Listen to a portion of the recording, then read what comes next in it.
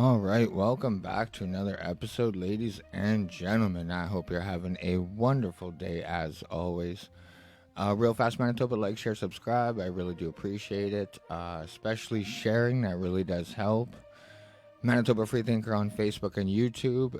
MB Freethinker on Twitter. And if you're on the go or in the car, you don't want to watch a video, you can go and listen on pretty much any podcast platform out there. It's Manitoba Freethinker podcast. All right, Manitoba, it has been a while. I think I took about a month off. I was in school, so studying got pretty intense, man. So I just couldn't. I couldn't do both. Couldn't do, go to school, then study in the evening, and then put together the podcast. So either way, I'm glad to be back. Done school. And Jesus, I missed a lot. First of all, I guess congratulations to Scott Gillingham, our mayor of Winnipeg. I didn't vote for him personally, but he is our mayor, so I wish him the best. I hope he doesn't go too woke on us. I really wanted Don Woodstock to win, but either way, it is what it is. So he is our mayor, so I do wish him the best. Shout out to all our other new city councilors, reeves, mayors, school trustees throughout the whole province. And congratulations on being elected. And a shout out to all the candidates who ran but didn't get elected. Obviously, just giving a voice to a lot of Manitobans that haven't been heard. It's very important jobs, even if you didn't get elected. So, congratulations. Good job. Try again, I would say. And also, I missed Remembrance Day, so a special shout out to all our armed forces, past and present. Even though our prime minister may not love you guys and respect you guys, he's off in another country during Remembrance Day. Just know that the majority of Canadians have your back, and we love and respect you for all the sacrifices that you guys do. But Manitoba, it has been, like I said, I missed a shitload, but today's a good day to come back. If you guys didn't know, Heather Stephenson and the PC Party released their plan for the upcoming year in the throne speech. And I'm just going to read through it really fast. I could definitely read through it faster than how it was delivered. Took a long time. But I think it's important to know because this way you kind of have at least something to base your vote on. This is what the PC Party is telling you that they want to do. So I mean, hold them accountable, Manitoba.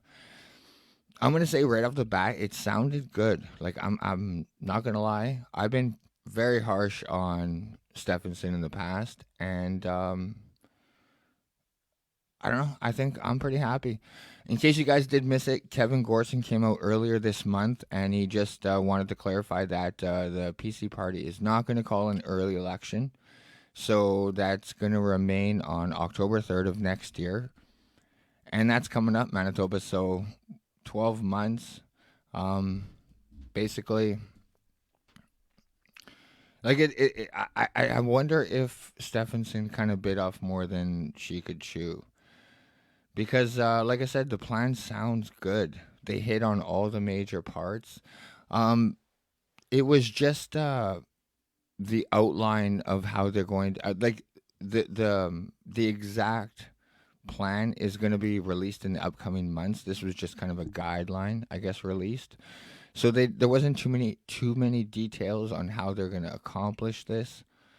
But Stephenson did hold a press conference earlier today, and she recognized that time is of the essence because Manitobans are going to the polls next year in like 13 months. So, but like I said, she hit on all the major topics: crime, health, economy. Um, from what I remember, there was no like COVID BS or no woke BS in there. It just, like I said, I was impressed. So it kind of gave me some hope for Manitoba. It seemed like for a long time, Manitoba had no plan on like our never-ending healthcare crisis or the crime in Manitoba, Winnipeg just hit 45 murders, so we broke our record. Good job, Winnipeg, being Winnipeg. So I mean, Gillingham and Stephenson, they got like a tough job ahead. Um, but either way, Manitoba. So yeah, I'm gonna read to you really fast the throne speech. So this is basically what you guys, I feel, should judge Heather Stephenson off of. My fear, like I said, I'm critical on the PC Party and Heather Stephenson, but my fear is that Manitoba gets fed up with the PC Party, and then we do something silly like vote Wob Canoe in power. That would not be good, Manitoba. So let's just hold the PC Party accountable and not go crazy. So let me pull it up here.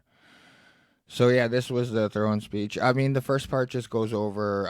They're talking about the Queen, the King, and our land. Blah blah blah. Go down to page 4. It starts. And wait, I wrote it down somewhere. Who actually read out the speech? It wasn't Stephenson. It was delivered by Honorable Anita Neville, who is Lieutenant Governor of the province of Manitoba. So that's who read out the speech. So this is Manitoba. Like I said, this is what they are telling us that they're going to accomplish. Now, not everything obviously can be accomplished in year one. These are like long-term plans, but for the most part, it sounds good. Let's hope they can pull it off. So, in the coming year, we will further commit to helping make our communities safer, helping families make ends meet, strengthening healthcare and reducing surgical and diagnostic backlogs, helping Manitoba make more competitive. Helping make Manitoba more competitive, helping protect our environment, climate, and parks, helping build stronger communities, and advancing reconciliation. Our government will continue to listen to and work with Manitobans to accomplish our shared goals. So, the first one, helping make our communities safer.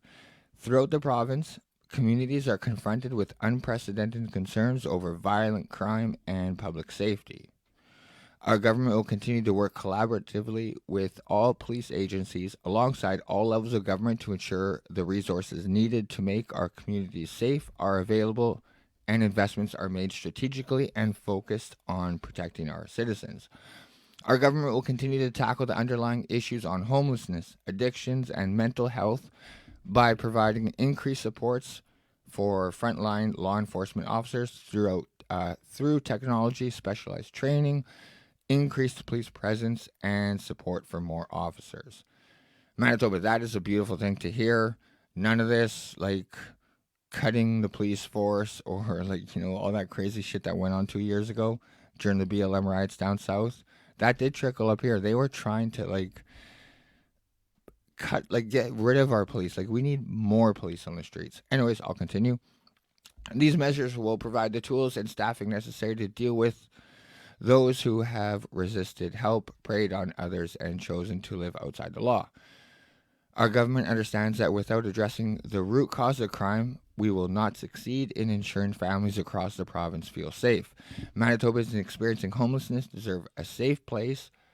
For the first time in more than 2 decades, our government properly addressed the funding and moderation of our shelters with a recent announcement of $15 million investment. Early next year, as part of Manitoba's first ever homelessness strategy, we will include funding for nonprofit organizations who partner with us so that they can provide enhanced and sustainable services. Our recent investment of $1.7 million in Nadinawak's 24/7 shelter ensures that those in need have a safe, warm place to spend the night. Violence against women and girls and incidents of missing and murdered Indigenous women and girls continue to be a priority of our government. The first progressive report and update to the gender-based violence framework will be released in the upcoming months. Our government is not only putting additional funding into homelessness initiatives, but we will contribute additional funding to help police deal with serious street crime, gang, and organized crime prosecutions. Thank you, Manitoba. Over the next number of months, in collaboration with frontline officers, other levels of government, and key stakeholders, my government will continue to strive towards providing a greater sense of safety, whether you are going downtown to work, to a sporting event, or on a family outing. We recently announced more than $3.2 million to invest in intensive bail supervision and higher risk warrant units to ensure the most violent criminals do not remain on our streets. They will properly monitored upon release to decrease the instance of repeat offense. This will help us find and apprehend the most violent criminals responsible for committing the most heinous crimes in our communities. The Downtown Community Safety Partnership is making stride in creating a safer city center. Earlier this month, we extended funding to the DCSP with a $3.6 million grant. Working with our community partners, a renowned and enhanced camera network system will provide even more eyes on the ground to make downtown safer for everyone. Heads up, Winnipeg, more cameras going downtown. Crimes targeting children are the utmost concern for our government. To stop those preying on our children, we will increase funding that targets gang activities and child exploitation. So that sounds pretty good. We have a major crime issue in Manitoba.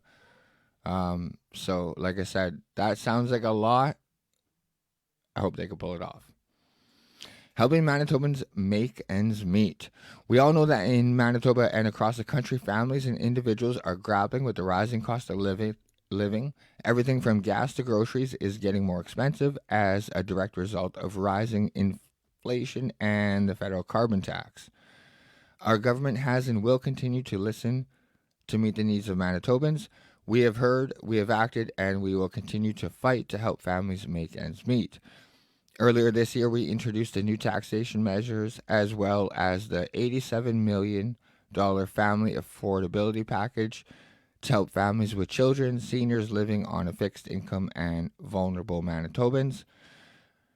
We have also established 2 refundable tax credits in relation to the new affordability payments for families with children and low-income seniors. Families with children under the age of 18 with a household income of under $175,000 receive a family affordability check of $250 for the first child plus $200 for each additional child. This means an average of a Manitoba family with 2 children will receive $450 and seniors will receive $300. I talked about that in an earlier show. These numbers are kind of silly. They could have done that way different. They should have gave seniors more, and they should have just not put any just people who make not lots of money should get help, whether they have kids, whether they're white, whether they're women, men, it doesn't matter, immigrant, Manitoban. It should just be class-based, not gender-based, not race-based, none of that stuff. But I'll continue. We are confident that this will help the cost of living, especially for those who need it most. See, a family making $175,000, I don't think they really need this money. You know what I mean? That's not who needs it the most. So, in recent months, our government also moved to raise the minimum wage. That's a good thing. To $15, it'll be at $15 in October 2023. In 2023, the education property tax rebate will provide even further assistance with an increase for residential and farm properties to 50% from 37.5% in 2022, increase in the average rebate for a homeowner to $774 in 2023 from $581 this year. Manitoba Public Insurance has issued rebates averaging $700 over the last 2 years. And we will continue to do even more as we strive to help make life more affordable for all Manitobans with a pledge to continue to look at new supports as they are needed. As we head into the winter and the holiday season, our government is particularly mindful of additional cost pressures and will stand with all Manitobans. Our government values Manitoba Hydro, the resource for its Manitobans and the key driver of our economy. Manitoba Hydro has been historically mismanaged by previous governments. Yes. Significant increases to funding for Public Utilities Board will strengthen its ability to fulfill its independent regulatory regulator role, reviewing rate applications and acting in the best interest of Manitoba ratepayers. Our government will financially stabilize Manitoba Hydro as a Crown corporation. We have taken actions before and we will take even more action in the months to come. Excuse me. Our actions will secure Hydro's future. We will lead in providing clean hydroelectric power for Manitobans and their businesses among the lowest rates in the country for years to come. Additional announcements will be made in the weeks ahead as we work to ensure hydro continues to be affordable for Manitoba ratepayers. And here's a big one, Manitoba.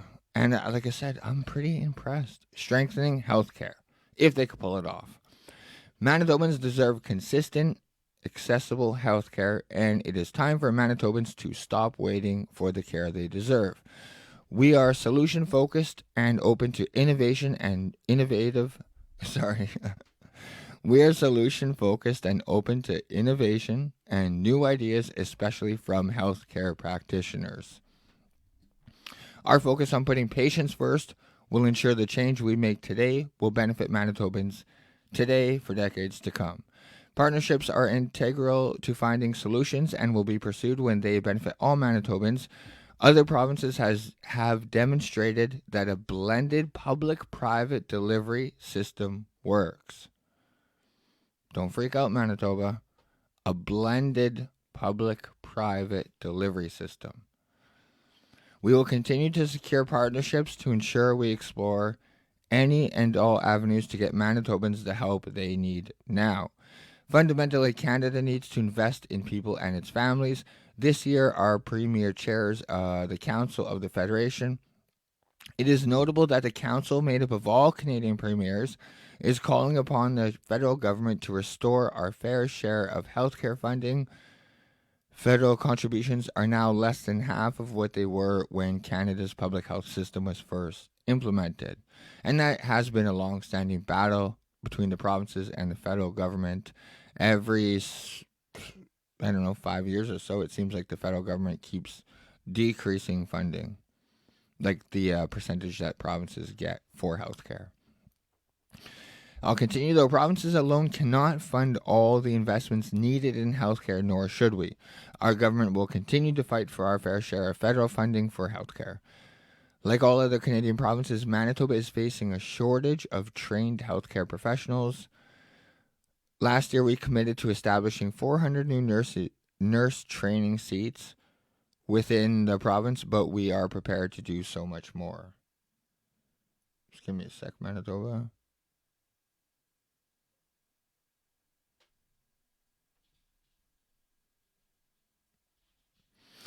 Okay. As recently announced, we will add 2,000 more professionals to our healthcare system through our aggressive $200 million multi-year health human resource action plan.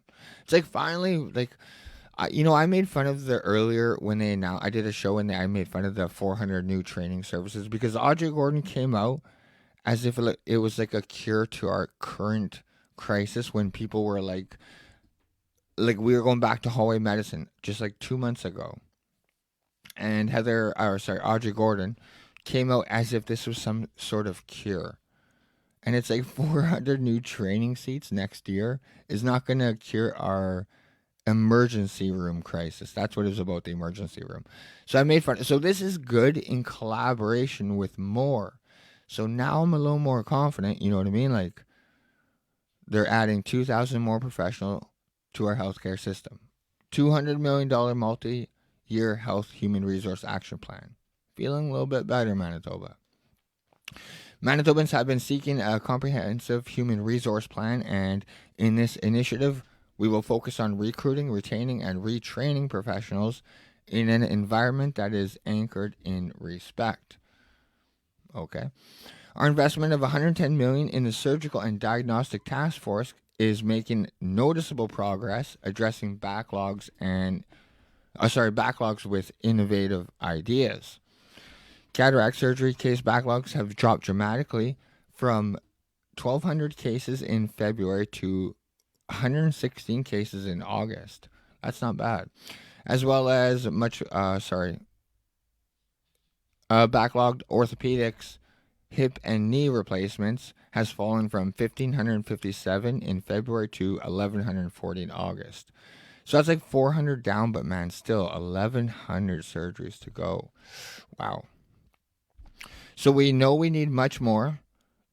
We know that much more needs to be done, and we are prepared to take the bold steps necessary to further reduce wait times for Manitobans in need of care. Modern healthcare facilities are a critical part of a strong healthcare system, which is why we continue to build. Our initial $812 million commitment outside of Winnipeg includes new hospitals for Neepawa and Portage la Prairie, in addition to other healthcare facility enhancement projects in Brandon, Steinbach, Dauphin, Selkirk, Ashern, and Winkler. That is all good news. Today, our government is making an even greater commitment with a multi-year, multi-billion-dollar capital investment in our hospitals.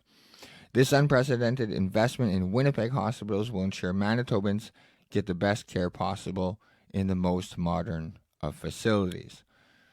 Thank you. Finally. Across Canada, many senior... you know what? Guaranteed NDP is going to come out and it's funny that PCs are funding healthcare when they cut healthcare 10 years ago. You know what I mean? They just can't never give them a win.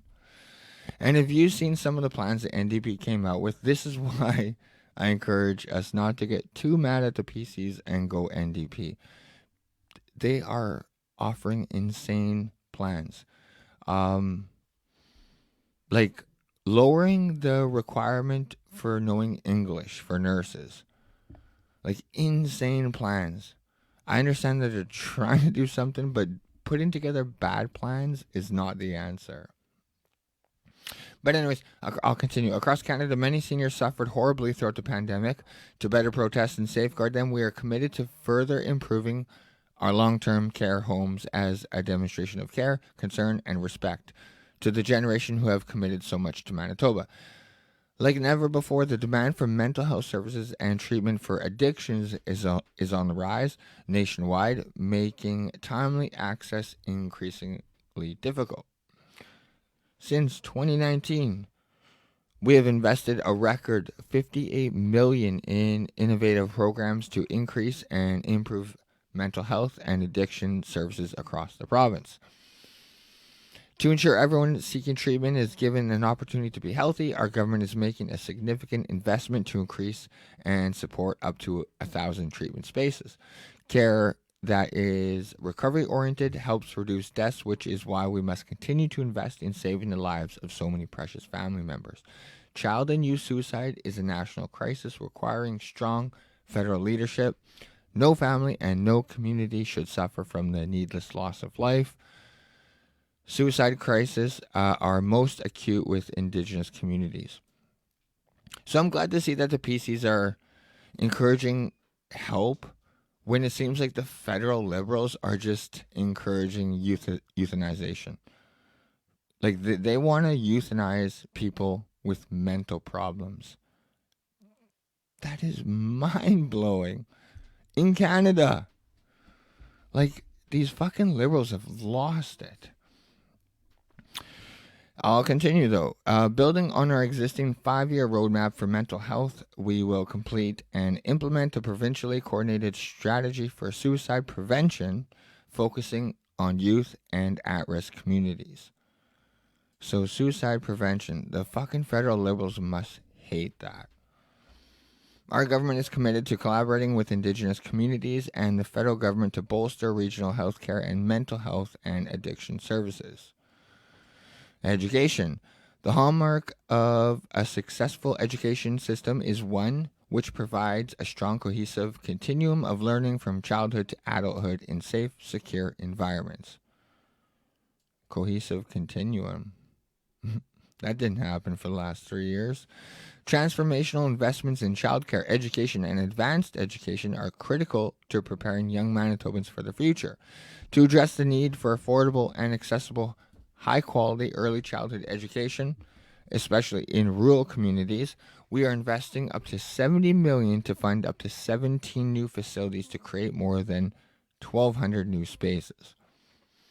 Honestly, Manitoba, I think this is all good news, man. It's going to give the ability to put more people back to work. This in itself, 17 new facilities, creates jobs. To strengthen the sector and encourage more individuals to pursue a career in early childhood education, an increase in operating grants is planned for early in the new year to support increased wages. As the workforce grows, more investments will be made to add more spaces. Our province is also making unprecedented investments in K 12 education. We are on track to deliver on the 1.6 billion four-year funding guarantee, with over 1.3 billion invested in the first 3 years, including more than 460 million for the 22-23 year. Our government will continue to work with community agencies, policies, services, and department stakeholders to prevent child exploitation, be it online or in schools. Growing the workforce is a priority in Manitoba. Supporting investments in adult, continuing, and post secondary education are on track.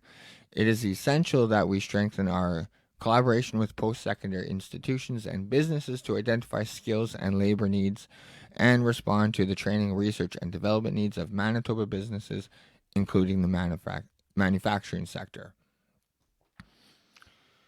Our government is considering all post secondary program proposals that will help address labor shortages and foster economic growth. Government is also taking a close look at ensuring equitable funding across post secondary institutions. I hate that word. Our government will work with colleges to refine their college growth proposal to address labor and skill shortages. Earning micro credentials is becoming increasingly important, and our colleagues are adopting programs to serve students, employees, and businesses. A comprehensive review to inform the development of an adult education strategic plan is underway on how to best to retain Manitobans to address high demand, well-paying trades in our province. As an electrician apprentice, I like hearing that. Promoting skilled trades as a strong career path will help Manitobans build and support a skilled, diverse workforce. A new income support program to address the unique needs of people with severe and prolonged disabilities will be launched next spring. And the Journey to Independence Fund will be introduced to help prepare Manitobans for better job prospects and community participation. So, hey, I'm not going to lie, that sounds all pretty good. And also, I do like this section as well. Making Manitoba more competitive. Manitoba's workforce is projected to grow by 3.7% by 2026. Nearly a third of the job openings over the next 5 years are expected to be new jobs created by economic growth, and 6 out of 10 will require post-secondary education. The Conference Board of Canada shows Manitoba's real economic growth will rise again this year, although inflation and higher interest rates may impact that growth. To make us more competitive, our government has and will continue to make strategic investments in venture capital and infrastructure to position our province to capitalize on developmental global economic growth opportunities in green energy, digital services, sustainable agriculture, manufacturing, and critical minerals. Manitoba is starting to go heavy mining. I love it. That's going to create a lot of high-paying jobs. Earlier this year, we announced $50 million investment into Manitoba's venture capital fund as Manitoba companies use the fund to grow from within or choose to locate in Manitoba. Our government will make further investments to ensure the financing required for all growth stages of a company are available and in place. Already, this initial investment has generated more than $100 million in private sector interest. The Community's Economic Development Fund supports Northern economic development by providing a reliable source of capital for Northern business development. That's huge. The fund will soon reopen its business loan program to support key sectors of a growing Northern community and help fill financing gaps for Manitoba businesses. Manitoba is a unique position economically with gateways to trade in the north, the south, the east, and the west. Our vision and strategy is to build on a multi-modal transportation hub and trade gateways to forge a more prosperous future for all Manitobans. Helping to create a more competitive province will allow us to get growing while we are weathering the economic storm. Investments will strengthen and complement existing projects, including the Winnipeg Perimeter Freeway Initiative, Centerport Rail Park, and the Hudson Bay Rail Line, and completing the twinning of the Trans-Canada Highway to the Ontario border. Accelerated investments in these key trade corridors will maximize our trade capacity. A recent $40 million commitment to Centerport will stimulate high-paying jobs essential to economic growth. We will continue to work with the City of Winnipeg as they develop their transportation master plan. Northern Manitoba's success is essential to our province's long-term economic sustainability. The recent announcement of $74 million in the Hudson Bay Rail Line will guarantee continued service to remote communities and will attract increased investment in the Port of Churchill. The dividends flowing from these northern critical infrastructure investments will be in the form of new jobs. And generally, Manitoba, these are high-paying jobs, which is a good thing. In this I can't even fucking read. Tumultuous time, people, companies, and investors are recognizing that Manitoba is the answer to many of the world's problems. The world has discovered that the combination of Manitoba's critical mineral and strategic resources, our affordable, reliable, renewable energy, and our highly skilled workforce will be key in creating the materials and products that will drive the world's energy transition. This is best illustrated by the record investment by global companies in mineral exploration in Manitoba last year. Record investment, that's good. Like I said, and like they're saying, this is going to come with high-paying jobs. We are regaining our reputation as leading mining jurisdiction. While the world grapples with the food insecurity caused by Russia's aggression, added by Trudeau's, fertilizer reduction plan. Manitoba's agriculture industries have rebounded to record yields, helping feed and driving economic growth. And soon products and resources from across the West will reach markets around the world using Western Canada's northern transportation corridor. From the Rockies to Hudson Bay, Manitoba will lead the development of the Northern Trade Corridor. Manitoba is also experiencing unprecedented interest from global manufacturing business seeking to shorten their supply chains and reduce the carbon intensity of their products. While assets like Centerport are affordable, clean energy advantage, and our unique multimodal transportation infrastructure, Manitoba has the answer for the world's manufacturing and supply chain challenges. As part of our mineral strategy, our government will incent capital investment to process Manitoba's critical minerals right here in Manitoba. That's also good news. The Manitoba Protein Advantage strategy will make Manitoba even greater standout in protein industry development with more investments and more jobs. We have seen historic investment in key protein processing facilities in recent years, and our government will continue to focus on attracting world-leading industry partners. To help ranchers recover from climate change-driven droughts and floods, a temporary rent reduction on agricultural crown lands will be provided in 2023 to 2025. These rent reductions will provide almost $4 million in support. I love it when we help out our farmers and ranchers. I mean, their margins seem to be low year after year. That's a tough job. To contribute to our economic competitiveness, red tape reduction through regulation reform and modernization continues.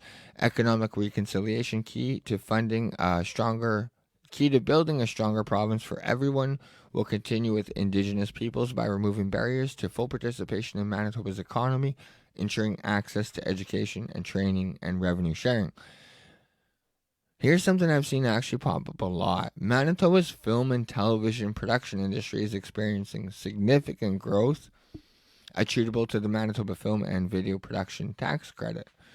The industry is worth almost $400 million, and it can reach $500 million.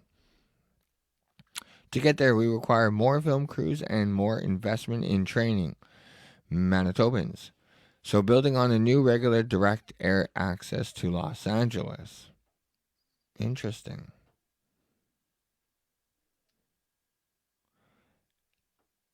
Helping protect. Oh, I lost the stream. Helping protect our environment, climate, and parks.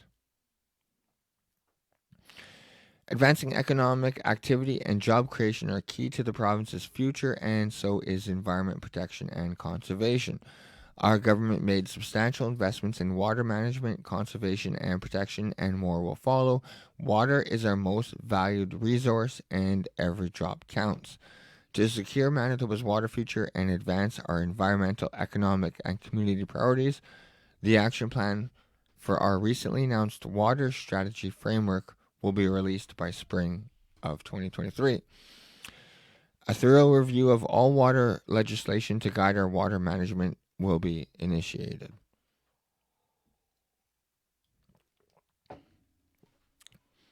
Manitobans value their provincial parks, and a capital plan for major investments in our parks will be announced.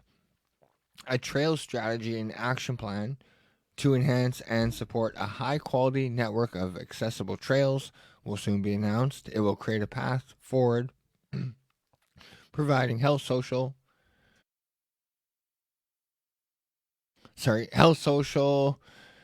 and economic benefits for trail users and communities across the province.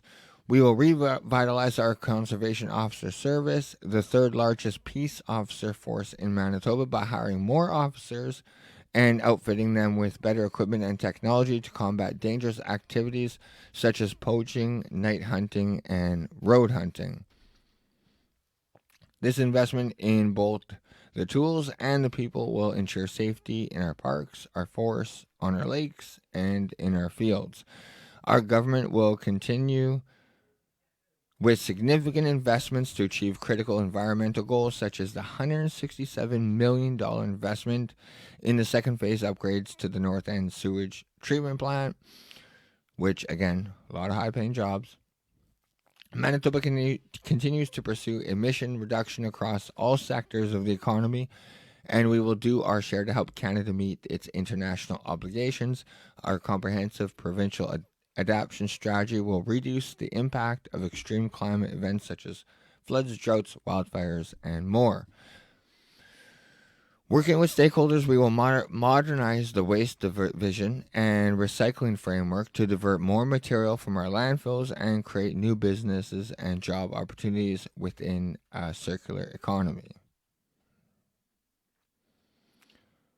Almost done. Last section. Helping build stronger communities. Investments in our communities, recreation, arts, and culture, and newcomers to our province creates prosperity and a good quality of life. Many organizations face reduced revenues and fundraising challenges.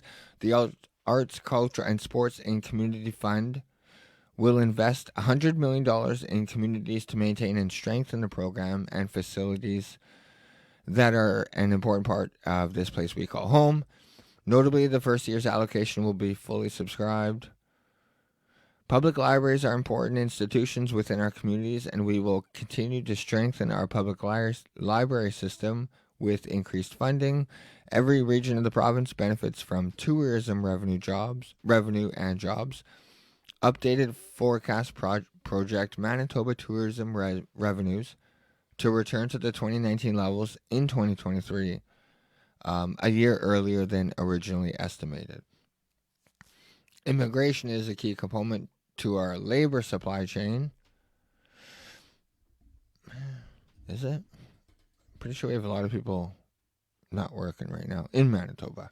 Throughout our history as a province, Manitoba has been a destination for those fleeing conflicts around the world, seeking peace and the opportunity for a better life for their families.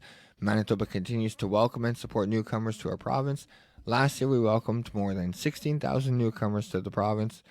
And this year, in little over 6 months, the welcoming and generous spirit of Manitoba was exemplified by how we united as a community to welcome more than 12,000 people fleeing the brutal and unjust war in Ukraine. We are the gold standard across Canada for welcoming refugees from Ukraine. This demonstrates once again that when we work together, we win together. The final report of Manitoba's Immigration Advisory Council will be delivered soon with recommendations to enhance the success of Manitoba's provincial nominee program.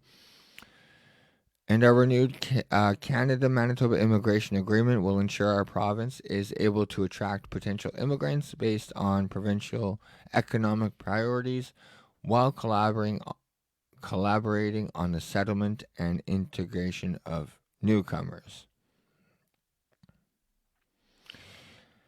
Okay, so the conclusion is we have outlined our plan for this upcoming year. We will help make our communities safer. We will help families make ends meet. We will help strengthen our healthcare and reduce wait times. We will make Manitoba more competitive. We will protect our environment, climate, and parks. We will help build stronger communities. Okay, and yeah, estimate for the requirements for the public services of the province for the next fiscal year and the public accounts for the fiscal year will be placed before you for your consideration. Blah blah blah blah. So Manitoba, that is, like I said, a lot to pull off. You know what I mean? Like that. That is like they know we have an election in 13 months, so they are honestly trying to go big. That's a lot. Like I said, they hit all the points: healthcare, crime, the economy. Like with all this, like funding for like movies and all that, and minerals and mining. Man, that's gonna bring a lot of high paying jobs. I'm happy. Yeah, but right off the top, like I said, man, Stephenson showed up. And I mean in a good way, I think. Um, just so you guys know, yeah, like I said, who wrote, the Lieutenant Governor of the province of Manitoba read this throne speech.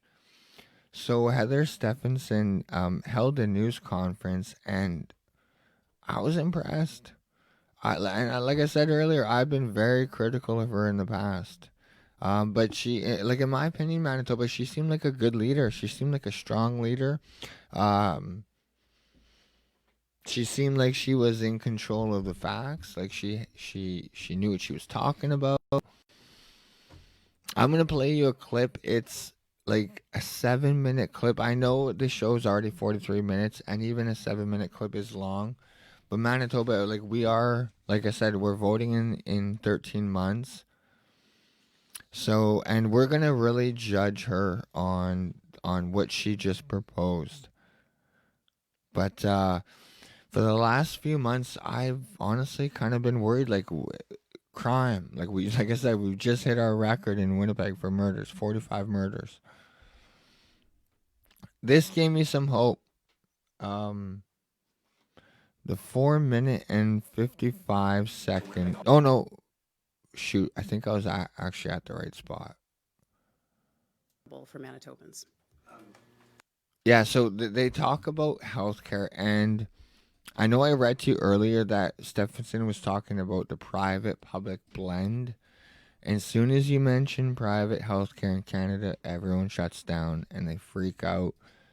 I think listening to this next clip is important. It's only 7 minutes, and it's going to talk a little bit about what her plan is. And this is not new to Canada. So, anyways, Manitoba, it's 7 minutes, and like I said, our healthcare has been in a non-stop crisis like for the last 4 years, but realistically all my life. Like I grew up with healthcare medicine, you know what I mean? So let's just hear her out, and then when the plan comes out, we'll dive into it. But we shouldn't just shut it down. I know private healthcare sounds scary because you hear the shit in the States, but it's not that. Um, but either way, Manitoba, let me just go full screen for you here, if I can.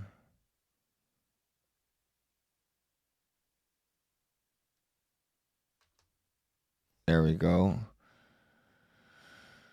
Okay, so here we go.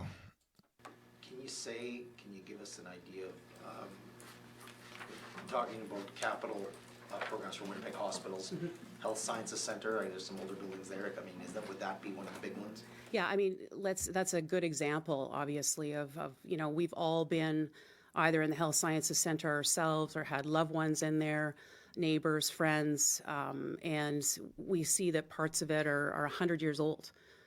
We need to upgrade these facilities to ensure that they're state of the art, especially for patients, but also for those who work in those facilities to make sure that that we're providing the best facilities possible. Could this mean new builds? I mean, you just talked about there's parts that could be renovated and improved, but could we be talking about new builds? Again, I mean, we will be rolling that out over the course of the next weeks and months ahead. You will know also, I was at the Grace Hospital dinner recently and announced that we will be investing in their ICU there as well. And so those are some of the things that we will be helping with. But again, the details of that will come over the course of the next little while. On crime, there's something here about a renewed and enhanced camera network system. Is that new cameras or more cameras downtown? So again, the details will be, we want to work collaboratively with municipalities. We want to make sure that we're talking to police officers and getting their input in all of this. And so again, more details to come on those. But I think it is obviously what we want to do is create a safer community for for families in downtown Winnipeg. So are you talking about increasing the surveillance in downtown Winnipeg? Is that what Winnipeggers can expect? Yes, I think we are looking at what will that look like. Obviously not wanting to invade in people's privacy and so on, but we need to ensure that we're catching the criminals who are out there, that are preying on vulnerable people in our downtown communities. So that's what the idea is behind it. There was already an announcement, though, in the summer that the Downtown Community Safety Partnership is doing this. Is this more? Is this We'll something? work in collaboration with them. We obviously don't want to, we want to make sure we're working with them to augment what they're doing as well, and so to ensure that we're again doing whatever we can to help them do their jobs. They do incredible jobs to keep our downtown safe. Talks about a blended public-private delivery health system, saying that it works in other provinces. Which other provinces specifically have we seen a successful public-private delivery? Pretty much every other province in Manitoba. We had 17 years here where there was very, very little to no expansion of private delivery of healthcare services in our province. And if we want to expand capacity here, it's why then this is the route that we have to go to encourage the private sector to set up here in Manitoba, where we can contract out with the private sector to deliver those services for Manitobans. Why is that the route to go? Why not increase or bolster public? Well, I think it's what's happening in other provinces and what they're able to do when we came sort of out of the pandemic and into a situation where there's surgical and diagnostic backlogs. Other provinces were able to contract out within their provinces, within the private sector.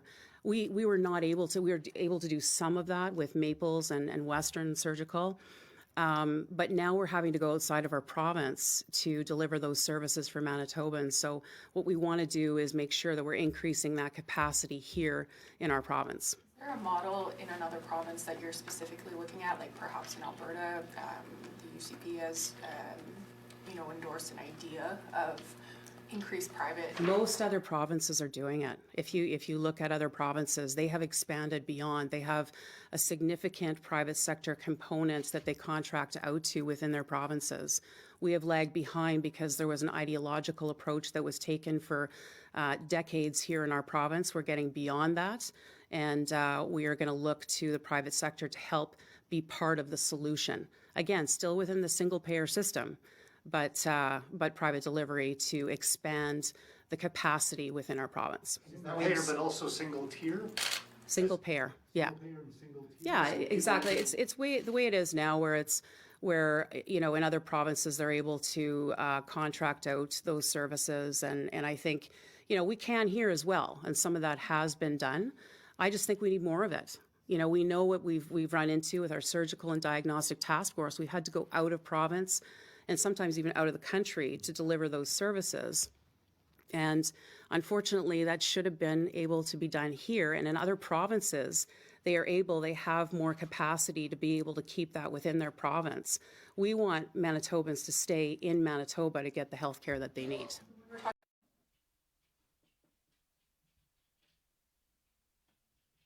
Okay. I think I'm back. You might have missed about 30 seconds of her talking. I'm not too sure, but I'm just going to play it from where I paused it.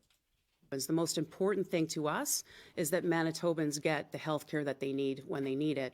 And again, we want them to get it here in Manitoba. And do you envision, like you've already touched on it, but do you envision it would be services like day surgeries and diagnostics? Like those are the things you kind of mentioned, surgical. That's right. So like something like day surgery and diagnosis where you wouldn't need, you know, I'm not having open heart surgery, obviously I need to be in a hospital, but Right. you're saying like more like, those are the kinds of things you're envisioning. Those are the kinds of things I'm envisioning, absolutely. And there's more capacity in other provinces. And we should have that capacity right here in Manitoba.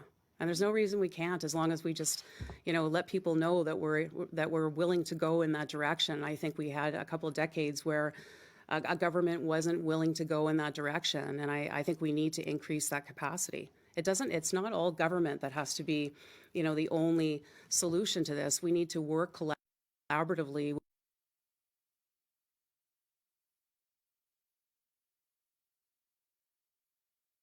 with the private sector and other partners to deliver those services for Manitobans. Do you feel it would be counterproductive a bit with the recruitment of healthcare workers that might be tempted to go to private instead of staying in the public system? No, I think, you know, obviously what we're concerned about, and you know that we did announce a $200 million investment in our healthcare resources and 2,000 more healthcare professionals in the province of Manitoba just last week. We're very committed to that. But what we don't have is the capacity within our province right now to be able to deliver those services all right now. I think once we recruit those individuals, we'll have more greater capacity within the province. But I think as well, in the meantime, it would be good, rather than contracting out, you know, for these services in other provinces and other countries, it would be great if we could do that, more of that right here at home. So it's a balanced approach to it. What kind of revenue sharing are you envisioning with Indigenous communities? So there it is, Manitoba. Like I said, does that sound scarier? No. Like, everything sounds good. Single payer, for profit, so there'll be competition, so the government can contract the best service at the best rate. Because obviously our public health care at the current time cannot handle the demand. So, and I mean, building new hospitals, hiring all that, that'll take time. The private sector can just get here and get it done. And Manitoba, just so you guys know, that some of these plans have already been released, and I'm super happy to point this out. Here's a quick title. Manitoba nurses could make thousands more for long-term, full-time, and weekend work. Finally, like, Manitoba is starting to put plans forward that actually attract and retain healthcare workers. And that's with a paycheck, obviously. Money talks. Like, I'm super happy. Listen, Manitoba, if you guys want to have a good job, a good paying job, become a nurse. If you guys have nieces or nephews or kids in high school, or, you know, it's never too late, if you guys want a career change, become a nurse. Like, a nurse is a high paying job, a good paying job. I'm going to go over it more in depth in a later show, but from the nurses union, look at what they got. I'm pretty sure they're already at like $30 an hour. Weekend work, an additional $8 an hour. If they stay for 24 months, they get $10,000 paid over 2 years. A total of $30,000. $5,000 paid after 6 months, $5,000 more after 18 months. So if Manitoba, if nurses stay in Manitoba for 2 years, they will get an additional $30,000 on top of an $8 an hour increase. This, Manitoba, is how we end our healthcare crisis. Finally, we're putting, you know what? I think maybe cops should be paid more, but they should be able to be fired. That's the only way I'll agree to cops being paid more. But you know what I mean, Manitoba? Like, finally, we're doing something, to actually attract and retain nurses instead of just talk. You know what I mean? But either way, Manitoba, like I said, that is going to do it for today's show. Thank you guys so much for tuning in again. I know I took it was something like 12 weeks off, and a lot has happened in that 12 weeks. So I think I try to hit on all the main parts. One thing I did forget, shout out to the Winnipeg Blue Bombers, who will be playing in the Grey Cup on Sunday. Will they be able to leave comments below? Will they be able to do the three-peat? Just so you guys know, Winnipeg Blue Bombers have faced the Toronto Argonauts 6 times in the past. 6 times in the Grey Cup, they faced each other. And unfortunately, Winnipeg Blue Bombers have 1-0. So, can they pull off their first victory against the Argos in the Grey Cup? We will find out. Leave your comments below if you guys think they could do that. Manitoba, I'm back to my regular schedule probably Tuesday and Thursday, 9 o'clock, whatever, Central, I don't know, Manitoba time.